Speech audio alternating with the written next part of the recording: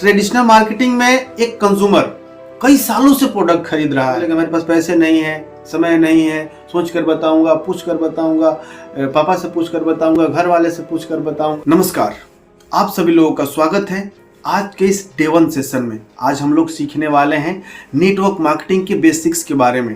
Traditional marketing और network marketing के बीच में क्या डिफरेंस है, क्यों हमें नेटवर्क मार्केटिंग ज्वाइन करना चाहिए और नेटवर्क मार्केटिंग में कामयाब बनने के लिए हमें किस किस टूल्स और किस किस स्किल की आवश्यकता होगी। पिछले 7 सालों से नेटवर्क मार्केटिंग में लोगों को ट्रेन कर रहा हूं, कैसे उनके बिजनेस को डिजिटली ग्रोथ कराया जा सके, कैसे वो अपने बिजनेस को डिजिटली बिल्डअप कर सके।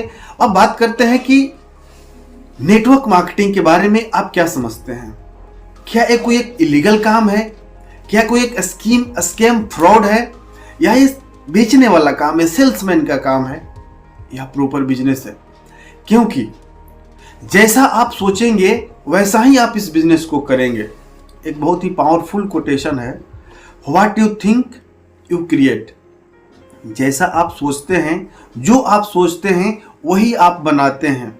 What you feel you attract. जैसा आप महसूस करते हैं उस चीज को आप अट्रैक्ट करते हैं अपनी तरफ। What you imagine you become. और जिन चीज़ों को आप मन में हमेशा इमेजिन करते रहते हैं, सोचते रहते हैं, वैसा ही आप बन जाते हैं। तो इस बिजनेस के बारे में आपका क्या सोच है, इस बिजनेस के बारे में आप क्या सोच रखते हैं। अगर अच्छा सोच रखेंगे तो आप अच्छा बनाएंगे, अच्छा महसूस करेंगे तो आप अच्छी चीज़ों को अट्रैक्ट करेंगे, अच्छे लोग को अट्रैक्ट करेंगे, और जैसा इमेजिन करेंगे वैसा ही आप बनते हैं। तो अगर आप इस बिजनेस को इलीगल समझते हैं, स्कैम फ्रॉड सेल्समैन का काम समझते हैं, तो आप इस बिजनेस में कामयाब नहीं बनेंगे। लेकिन अगर आप इस बिजनेस को एक प्रॉपर बिजनेस समझते हैं तो आपको कामयाब बनने से कोई नहीं रोक सकता है। अब बात करते हैं नेटवर्क मार्केटिंग क्या है। तो इसको समझने के लिए आप ट्रेडिशनल मार्केटिंग और नेटवर्क मार्केटिंग के बीच के डिफरेंस को समझिए। आपको डिटेल में समझ में आ जाएगा कि ये बिजनेस है क्या। हम एक कंज्यूमर हैं और हम एक उदाहरण समझते हैं, मुझे एक लक्स साबुन लेना है। तो हम क्या करते हैं, रिटेलर के पास जाते हैं, किराना दुकान पे जाते हैं और वहां से उस लक्स साबुन को ले लेते हैं। लेकिन क्या वो रिटेलर उसे अपने घर पे बनाता है? नहीं, उसे होलसेलर से लेता है। क्या वो होलसेलर बनाता है? नहीं, वो डिस्ट्रीब्यूटर से लेता है, और वो डिस्ट्रीब्यूटर मैन्युफैक्चरर जो कंपनी है वहां से उस माल को लेता है। तो एक चेन चलता रहता है। माल बना कंपनी में, उसने डिस्ट्रीब्यूटर को भेजा, जो भी उसके स्टेट लेवल के, जिला लेवल के डिस्ट्रीब्यूटर हैं, उसके बाद जो जो होलसेलर हैं उस एरिया में वहाँ पे जाएगा। देन वो रिटेलर लेकर के अपने पास आता है।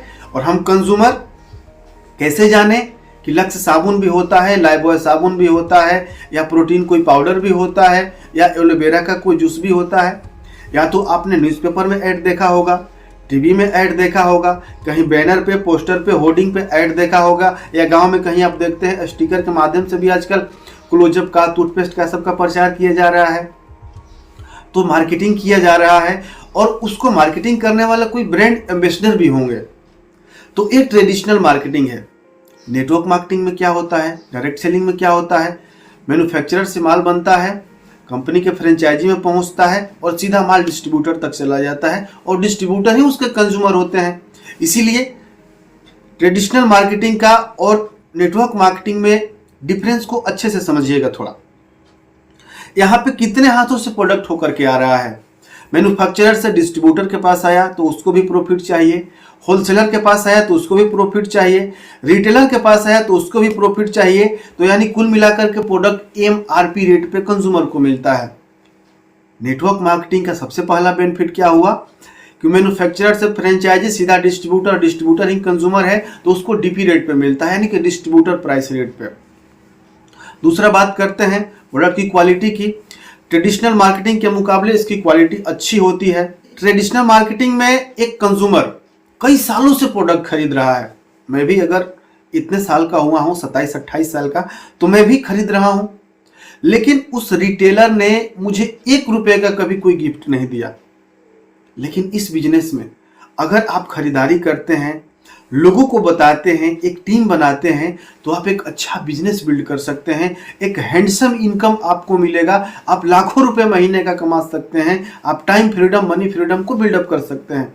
लेकिन ट्रेडिशनल मार्केटिंग में ऐसा कुछ भी नहीं है।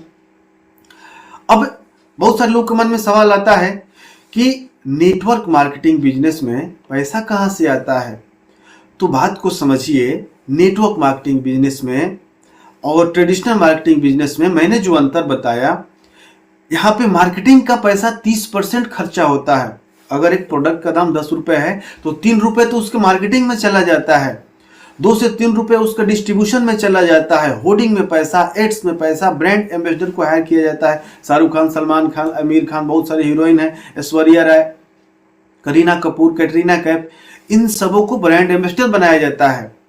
तो ब्रांड एम्बेसडर तो पैसा लेगा, कोई 2 करोड़, कोई 5 करोड़, कोई 10-10 करोड़ लेता है। मार्केटिंग कर रहे हैं, टीवी में ऐड दिखा रहे हैं तो उसका पैसा लगेगा, न्यूज़पेपर में ऐड डाल रहे हैं तो उसका पैसा लगेगा।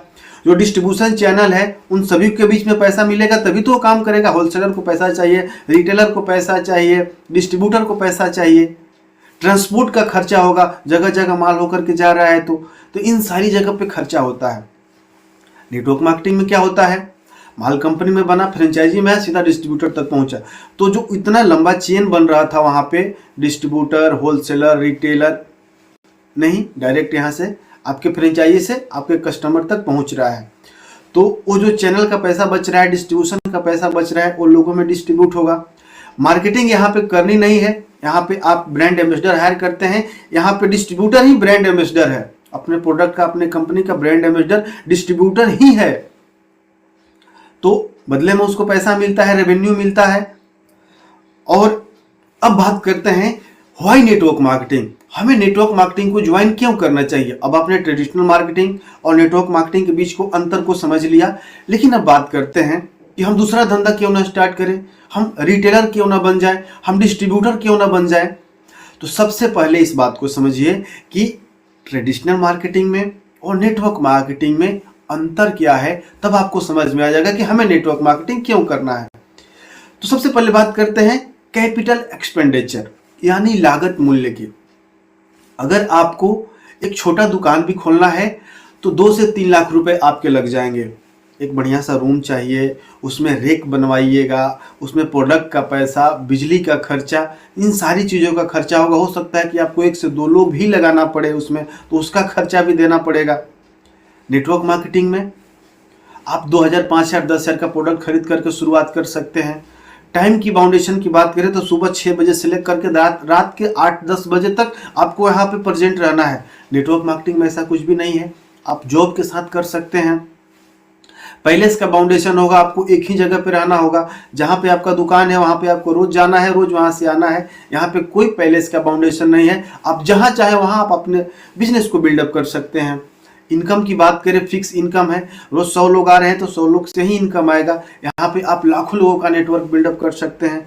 डेप्ट यानी कर्जे की बात करें तो यहाँ पर आप लोन लेंगे, अगर आपके पास पैसा नहीं होगा तो आप पे कर्जा होने के चांसेस है। यहाँ पे 2000, 5000, 10,000 सबके पास होता है, तो कर्जे की कोई बात ही नहीं होती है। यहाँ पे हो सकता है आपने कोई 2-4-5 एम्प्लॉय रखा है तो उसको सैलरी देना पड़े, यहाँ पे सैलरी की कोई बात नहीं है। तो डेप्ट हो सकता है, यहाँ पे कोई डेप्ट की बात नहीं है, क्योंकि आपको यहाँ पे कोई बड़ा इंफ्रास्ट्रक्चर में, बिजली के बिल में, किसी चीज़ में आपको ज़्यादा पैसा खर्चा नहीं करना है। स्किल बिल्डिंग की बात करें तो ट्रेडिशनल मार्केटिंग में आप क्या सीखेंगे। सुबह में आप गए, कस्टमर आ रहे हैं, वो मांग रहे हैं, डिमांड कर रहे हैं, आप उनको दे रहे हैं। यहाँ पे आप अधिक से अधिक लोगों से बात करते हैं और सभी लोग को पीच करना होता है, तो कम्युनिकेशन स्किल बढ़िया होगा। बहुत सारे स्किल आपके अंदर डेवलप होते हैं, आपकी पर्सनालिटी डेवलप होती है। लेकिन ट्रेडिशनल मार्केटिंग में आप गए, गमछा लिए, फिर भी चले गए, जैसा मर्जी वैसा चले गए। लेकिन यहाँ पर आपकी पर्सनालिटी डेवलप होती है, आपके थिंकिंग डेवलप होते हैं, आपका बोलने का तरीका डेवलप होता है, आपके अंदर एनालिटिक स्किल, बिजनेस स्किल भी आपके अंदर डेवलप होता है। पैसिव इनकम की बात करें तो यहाँ पे जिस दिन आपका दुकान खुला रहेगा उसी दिन पैसा आएगा, दुकान बंद, शटर गिरा, पैसा आना बंद। यहाँ पे अगर आपने एक मजबूत नेटवर्क बना लिया, मजबूत टीम बना लिया, जितने दिन तक वो कंपनी रहेगी, आपके नहीं रहने के बावजूद आपको पैसा मिलेगा। तो यहाँ पे आपको पैसिव इनकम मिलता है। रिस्क की बात करें तो ट्रेडिशनल मार्केटिंग में रिस्क है, किसी प्रोडक्ट को चूहे ने काट लिया, चोरी हो गई, आग लग गई, ये सारे रिस्क है। यहाँ पे कोई रिस्क नहीं है, क्योंकि आपके पास कोई बर्डन तो है नहीं कि आपने लाखों का प्रोडक्ट रखा हुआ है कि आग लग सकता है, चूहा काट देगा, एक्सपायर हो जाएगा। कोई रिस्क नहीं है। No risk involve in network marketing direct selling business.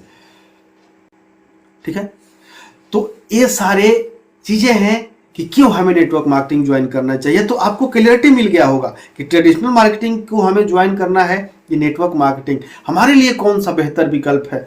Passive income generate करना है तो कहाँ जनरेट होगा, बात समझ में आ रही है। आगे चलते हैं। अब नेटवर्क मार्केटिंग बिजनेस में आ गए और कामयाब बनना है तो आपके अंदर बहुत सारी स्किल को डेवलप करना होगा। तो सबसे पहला है कम्युनिकेशन एंड रिलेशनशिप बिल्डिंग, यानी लोगों से बातचीत करने का कला।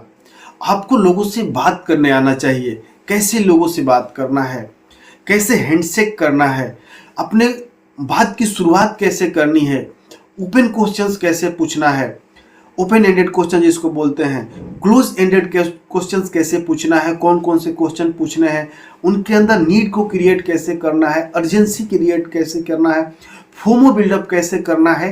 इन सारी चीजों को आपको सीखना होगा। प्रोस्पेक्टिंग आपको आना चाहिए, उनको इनवाइट करने आना चाहिए। प्रेजेंटेशन स्किल, जब आप लोगों को प्लान दिखाने के लिए जाएंगे तो आपको प्लान दिखाने आना चाहिए, खुद को प्रेजेंट करने आना चाहिए, अपने कंपनी के प्रोडक्ट को, सर्विसेज को, कंपनी के बिजनेस प्लान को अच्छे तरीके से प्रेजेंट करने आना चाहिए। उनके नीड के अकॉर्डिंग, उनके इंटरेस्ट के अकॉर्डिंग, उनके एक्सपेक्टेशन के अकॉर्डिंग आपको प्रेजेंट करने आना चाहिए, तभी वो आपके साथ जुड़ने का डिसीजन लेंगे, अन्यथा वो आपके साथ नहीं जुड़ेंगे। तो आपके अंदर प्रेजेंटेशन स्किल भी होनी चाहिए और घबराने की जरूरत नहीं है, इन सारी स्किल को आपको सिखाया जाता है। नेक्स्ट है सेल्स क्लोजिंग, सबसे महत्वपूर्ण स्किल। सेल्स क्लोजिंग अगर आपने सीख लिया तो आप इस बिजनेस में, आपको महारथी बनने से कोई नहीं रोक सकता है, कामयाब बनने से कोई नहीं रोक सकता है। और इस पर मैंने 2 मिनट में सेल्स क्लोजिंग करके एक ई बुक लॉन्च किया है, जिसमें मैंने डिटेल में बताया है कि शुरुआत से लेकर के अंत तक एक सेल्स को कैसे क्लोज कर सकते हैं, स्मूथली कैसे क्लोज कर सकते हैं, कैसे ओपन एंडेड क्वेश्चन पूछना है, कैसे क्लोज एंडेड क्वेश्चन पूछना है, कैसे उसका नीड को, उसको इंटरेस्ट को, उसके कंसर्न को, उसके एक्सपेक्टेशन को समझना है।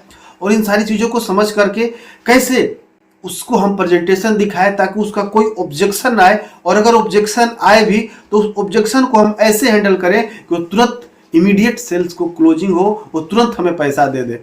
बहुत सारे लोग सेल्स क्लोजिंग करने से डरते हैं, प्रोस्पेक्ट से पैसा मांगने से डरते हैं। अगर आप पैसे नहीं मांगेंगे तो आपका बिजनेस कैसे बढ़ेगा। तो सेल्स क्लोजिंग महत्वपूर्ण स्किल है। ऑब्जेक्शन हैंडलिंग, उसको सारे ऑब्जेक्शन को हैंडल करने आना चाहिए। बोलेगा मेरे पास पैसे नहीं है, समय नहीं है, सोच कर बताऊंगा, पूछ कर बताऊंगा, पापा से पूछ कर बताऊंगा, घर वाले से पूछ कर बताऊंगा, बाद में बताऊंगा, अभी सोचने का समय दो, प्रोडक्ट महंगे हैं। इन सारे ऑब्जेक्शन को आपके सामने रखेगा और आपको इनको हैंडल करने आना चाहिए। तो इस ईबुक में मैंने बताया है कि कैसे उस ऑब्जेक्शन को हैंडल करना है। फॉलो अप करने आना चाहिए, क्योंकि जब आप प्लान दिखाएंगे तो सभी लोग तो उसी समय जुड़ेंगे नहीं, कुछ लोग बाद में जुड़ेंगे, कुछ लोग 10 दिन बाद जुड़ेंगे, कुछ लोग 1 महीने बाद जुड़ेंगे। तो अगर आप उनका फॉलोअप करते रहेंगे तभी तो फॉलोअप कैसे करना है इफेक्टिव तरीके से, ये भी आपको आना चाहिए। लीडरशिप स्किल आना चाहिए, टीम मैनेजमेंट आना चाहिए, क्योंकि जब एक आपका बड़ा नेटवर्क बनेगा और बड़ा नेटवर्क बनाने के लिए, लोगों को मैनेज करने के लिए आपको लोगों को प्लानिंग देना होगा, ट्रेनिंग देना होगा, मीटिंग लेना होगा, लोगों को लीड करना होगा। तो आपके अंदर लीडरशिप और टीम मैनेजमेंट का ज्ञान होना चाहिए। तो मैं ऐसा करता हूं कि ये सारी स्किल आपके अंदर होंगी, और नहीं होंगी तो इस ईबुक को परचेज कर सकते हैं। और मैं आगे आपके लिए बहुत सारे और ट्रेनिंग लेकर के आने वाला हूं, अगर उसकी जानकारी चाहिए तो आप ग्रुप में जुड़ सकते हैं। नेक्स्ट है डिजिटल मार्केटिंग का ज्ञान, क्योंकि आज जमाना बदल रहा है, सभी लोग सोशल मीडिया पे आ चुके हैं, शिफ्ट हो चुके हैं। तो आपको भी शॉर्ट वीडियो बनाने आना चाहिए, रील बनाने आना चाहिए, पोस्टर बनाने आना चाहिए, डिजिटल मार्केटिंग आना चाहिए, तभी आप लोगों को डिजिटली ज्वाइन करवा सकते हैं। खुद को एक ब्रांड के रूप में प्रेजेंट करने आना चाहिए। आपको एक अपना ब्रांड बनाना होगा, क्योंकि लोग कंपनी के साथ नहीं जुड़ते हैं, पहले आपके साथ जुड़ते हैं। तो आपका अगर ब्रांड मजबूत होगा तो लोग आपके साथ जुड़ेंगे। फनल बिल्डिंग सीखना होगा, क्योंकि अगर आप डिजिटली लोगों को ज्वाइन करवाएंगे तो एक फनल के जरिए लोग होकर के आएंगे। यानी कि प्रोस्पेक्टिंग होगा, लोग आएंगे, आप लीड जनरेट करेंगे, जनरेट करने के बाद आपके प्रेजेंटेशन में आएंगे, प्रेजेंटेशन में आने के बाद सेल्स क्लोजिंग होगा। जो सेल्स क्लोज हो गया ठीक है, नहीं हुआ तो उसका फॉलोअप करना है, फॉलोअप करते करते फिर उसमें से कुछ लोग आएंगे तो उनको ट्रेनिंग देना है, मीटिंग लेना है। ये एक फनल होता है और इसके बारे में आपको जानना पड़ेगा। तो आगे अगला वीडियो आप किस टॉपिक पर देखना चाहते हैं हमें कमेंट बॉक्स में जरूर बताइएगा। आज का ये वीडियो कैसा लगा ये भी हमें कमेंट बॉक्स में बताइएगा। इसी के साथ आज के सेशन को हम लोग एंड करते हैं। धन्यवाद। आपका दिन शुभ हो।